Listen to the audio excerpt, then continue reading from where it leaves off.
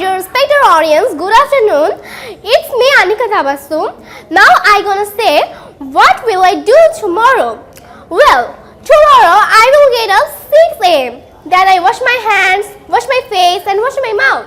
Then I eat my breakfast. After eating breakfast, I will go to my coaching. After coaching, I will go to my school. After school, I will return home. Then I will take my shower. After taking shower, I will eat my lunch. After eating lunch, I will sleep sometimes. After sleeping, I will playing with my friends sometimes. After playing, I will return home. Then I eat some snack.